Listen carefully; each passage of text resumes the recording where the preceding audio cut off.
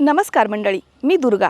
माझ्या दुर्गा रोडगे यूट्यूब चॅनलच्या दिवाळी विशेष नवीन व्हिडिओमध्ये तुम्हा सर्वांचं मनपूर्वक स्वागत. सणांचा राजा दीपोत्सव म्हणजे दिवाळी. या सणाची सुरुवात होते वसुबारसने. वसू म्हणजे गाय. गायीची आणि तिच्या वासराची या दिवशी पूजा केली जाते. गायीची कृतज्ञता व्यक्त करण्याचा दिवस म्हणजे वसुबारस. असं म्हणतात, घरामध्ये लक्ष्मीच्या आगमनाची पूर्वसूचना हा सण देत असतो. गोमातेमध्ये वातावरणामधील दैवी शक्ती शोषण्याची क्षमता असते. त्यामुळे या दिवशी गायीची तिच्या वासरांसोबत पूजा केली जाते.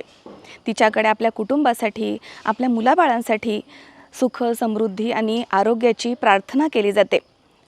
पण बरं का, प्रत्येकाकडे पशुधन असतंच असं नाही. त्यामुळे ज्यांच्याकडे पशुधन नाही अशा सुवासिनी स्त्रिया या दिवशी ज्यांच्याकडे पशुधन आहे म्हणजे गायी आहेत त्यांच्याकडे जाऊन गायींची आणि गोऱ्ह्यांची पूजा करतात. तेव्हा आज आपण वसुबारस निमित्तानं आलो आहोत सौ संजीवनी कोरडे आणि सौ स्वाती कोरडे यांच्याकडे गायी आणि वासराची पूजा करण्यासाठी.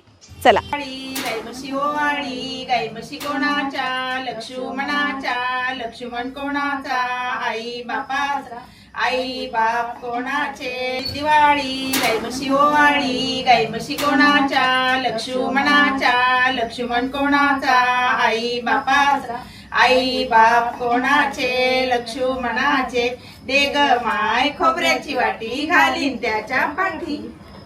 आता वसुबारस म्हणजे गायीची आणि तिच्या वासराची पूजा केली जाते. तुमच्याकडे खूप पशुधन होतं आणि तुम्ही दुधाचा व्यवसाय देखील करत होतात. तर मग तुमच्याकडे कशा पद्धतीने हा वसुबारस सण साजरा करता, कसं महत्त्व आहे त्याचं? ची गाया धुतल्या जातात. गायी धुवून त्याची संध्याकाळी पूजा केली जाते. हां. नंतर दिवे वगैरे लावले जातात, गोठ्यामध्ये रांगोळी काढली जाते आणि त्यांना भात आणि गुळाचा नैवेद्य दिला जातो, केलेलं फराळ दिलं जातं. वसुबारस करायचं सण जो आपण साजरा करतो त्याच्या मागचं वैशिष्ट्य असं आहे की श्रीकृष्ण जे आहेत, श्रीकृष्ण भगवानांना गोमाता ही खूप प्रिय होती. त्यामुळे श्रीकृष्णांना गायी आवडायच्या. त्याच्यानंतर त्यांनी स्वतःचं नाव ही गोपाल काला म्हणून असं प्रसिद्ध केलं. गोपाल म्हणून हे श्रीकृष्णाला नाव पडलं. आणि अजूनही आपण बघतोय गोमाताची सेवा जेवढी करू आपण तेवढी कमीच आहे.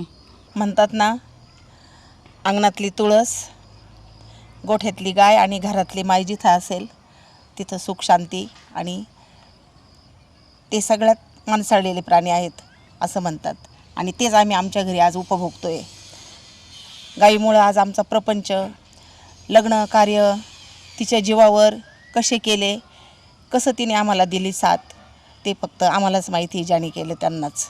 आणि ती दारात असल्यामुळं शांतता, प्रसन्नता, रोज तिची पूजा होते, रोज आपल्या हाताने तिचं पोट भरतं, याच्यात खूप आम्ही समाधानी आहोत.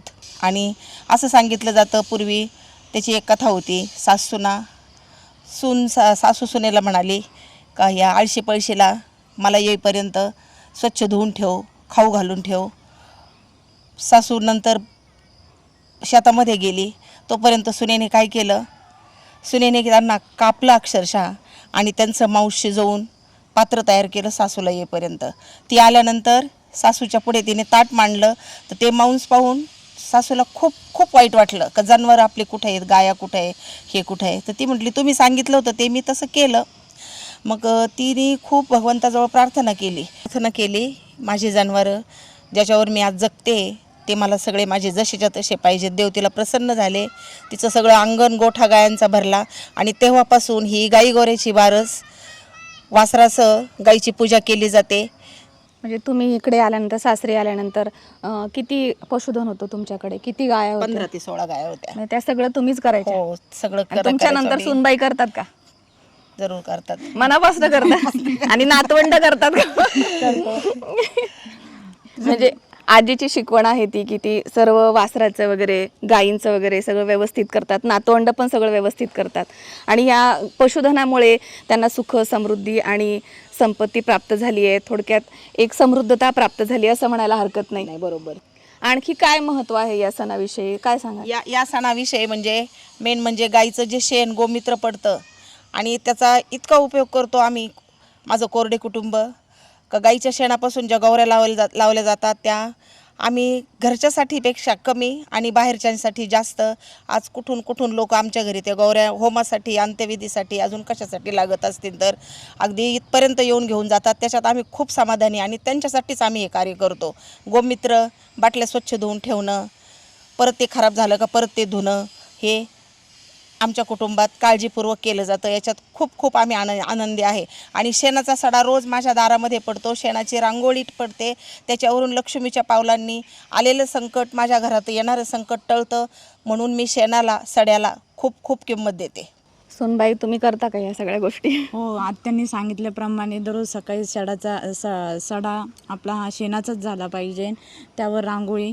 त्यांचं एक म्हणणं आहे का आलेले जे संकट आहे ते शेणाचा जो सडा टाकतो आपण, त्याच्यावर रांगोळी काढतो, त्याच्यावरती संकट जातं. मग त्यापासून त्या जे पहिल्यापासून करत राहिल्या ते आत्ता पण आम्हाला ही चालवायचं आहे पुढे. त्याच्यामुळे आम्ही भरपूर करतो. आणि आमच्या गोमातेची सेवा जी आहे त्या आमच्या सासूबाई तर करतातच, पण त्याचप्रमाणे माझे मिस्टर झाले, सासरे झाले, हे पण सेवा करतात. आणि आमच्या आजसासूपासून ह्या गोमातेची सेवा चालू आहे. म्हणजे कोरडे कुटुंब अतिशय छान पद्धतीनं गाईचं संगोपन करतात आणि वसुबारस देखील तेवढ्याच छान पद्धतीनं साजरी करतात. तर आज आपण आलो होतो सौ संजीवनी कोरडे आणि सौ स्वाती कोरडे यांच्याकडे वसुबारस सण साजरा करण्यासाठी. तुम्ही दोघींनी आज खूप छान अशी माहिती दिली, त्याबद्दल खूप खूप आभार. दिन दिवाळी, गाय म्हशी ओवाळी, गाय म्हशी कोणाच्या, लक्ष्मणाच्या, लक्ष्मण कोणाचा, आई बापाचा, आई बाप कोणाचे, लक्ष्मणाचे, ग माय खोबऱ्याची वाटी घालीन तुझ्या पाठी. सर्वांना दीपावलीच्या हार्दिक शुभेच्छा. तेव्हा वसुबारस या सणानं दिवाळी सणाची सुरुवात अतिशय सुंदर पद्धतीनं झाली आहे. व्हिडिओ आवडला असेल तर लाईक आणि शेअर करा आणि माझ्या चॅनलला सबस्क्राईब केलं नसेल तर दुर्गा रोडगे या यूट्यूब चॅनलला आजच सबस्क्राईब करा. पुन्हा भेटूया नवीन विषयासह नवीन व्हिडिओमध्ये. तोपर्यंत काळजी घ्या, आनंदी रहा. तुम्हा सर्वांना वसुबारस या सणाच्या मनपूर्वक शुभेच्छा. धन्यवाद.